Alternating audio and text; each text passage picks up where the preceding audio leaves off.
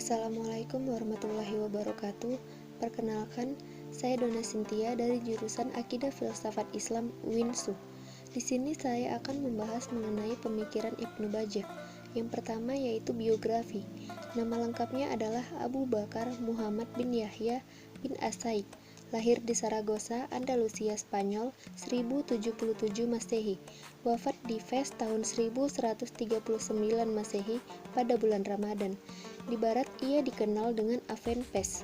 Ibnu Bajjah berprofesi sebagai dokter dan menguasai banyak bidang ilmu seperti matematika, fisika, logika, filsafat, psikologi, astronomi, dan politik.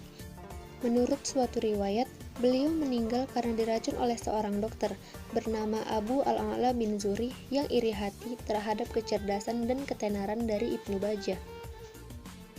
Selanjutnya yaitu karya-karya Ibnu Bajjah.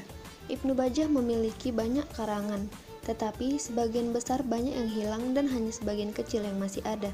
Karangan-karangan Ibnu Bajjah yang ada sekarang berasal dari muridnya yang terkenal dengan sebutan Ibnu Al-Imam. Banyak di antara karyanya yang ada hanya berupa risalah atau catatan singkat, serta banyak di antaranya yang tidak berjudul. Karya-karyanya antara lain: 1. Kitab Tadabbir Al-Mutawahhid.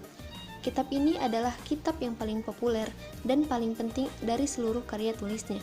Kitab ini berisikan akhlak dan politik serta usaha-usaha individu menjauhkan diri dari segala macam keburukan-keburukan dalam masyarakat negara, yang disebutnya sebagai insan muwahhid atau manusia penyendiri.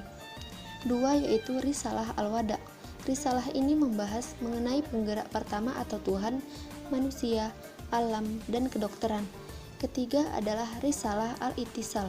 Risalah ini menguraikan tentang hubungan manusia dengan akal fa'al. Yang keempat adalah Kitab An-Nafs. Kitab ini menjelaskan mengenai persoalan jiwa. Selanjutnya kita akan membahas mengenai pemikiran Ibnu Bajjah. Yang pertama ialah filsafat metafisika atau ketuhanan. Menurut Ibnu Bajjah, segala yang ada atau al-maujudat terbagi dua, yang bergerak dan yang tidak bergerak. Yang bergerak adalah jisim atau materi yang sifatnya finit atau terbatas. Sedangkan yang tidak bergerak adalah akal, ia menggerakkan alam dan ia sendiri tidak bergerak. Akal inilah yang disebut dengan Allah. Ibnu Bajjah juga mendasarkan filsafat metafisikanya pada fisika. Argumen adanya Allah adalah dengan adanya gerakan di alam ini. Jadi, Allah adalah azali dan gerakannya bersifat tidak terbatas. Yang kedua adalah jiwa. Menurut pendapat Ibnu Bajjah, setiap manusia mempunyai satu jiwa. Jiwa ini tidak mengalami perubahan sebagaimana jasmani. Jiwa adalah penggerak bagi manusia. Jiwa menurut Ibnu Bajjah adalah jauhar rohani, akan kekal setelah mati. Di akhirat, jiwalah yang akan menerima pembalasan, baik balasan kesenangan atau syurga, maupun balasan siksaan atau neraka. Yang ketiga yaitu akal dan makrifat. Ibnu Bajjah menempatkan akal dalam posisi yang sangat penting.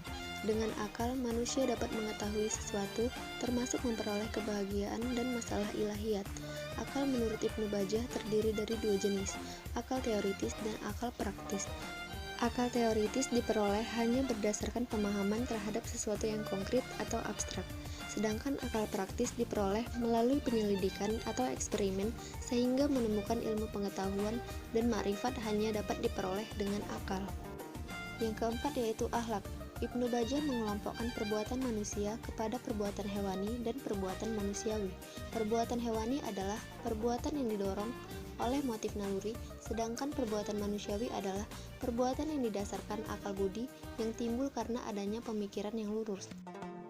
5. Yaitu manusia penyendiri atau uzlah. Filsafat Ibnu Bajjah yang paling populer ialah manusia penyendiri atau al-insan al-munfarid. Uzlah atau penyendirian yang dikemukakan oleh Ibnu Bajjah bukanlah menjauhi manusia, melainkan tetap juga berhubungan dengan masyarakat. Hanya saja ia harus selalu bisa menguasai dirinya serta hawa nafsunya dan tidak terbawa oleh arus keburukan-keburukan kehidupan masyarakat. 6. Yaitu teori ittisal. Teori ittisal menurut Ibnu Bajjah yaitu tentang hubungan manusia dengan akal aktif. Tujuan teori ini adalah bagaimana cara mencapai, mengenal, dan mengetahui Tuhan, yaitu dengan cara mengetahui perbuatan-perbuatan Tuhan, memahami sesuatu melalui gagasan-gagasan universalnya, sebab setiap perbuatan pasti ada tujuannya. Alhamdulillah selesai. Demikianlah video mengenai Ibnu Bajjah. Mohon maaf apabila masih banyak kekurangan dalam penyampaian materi ataupun salah pengucapan kata. Terima kasih sudah menonton. Assalamualaikum warahmatullahi wabarakatuh.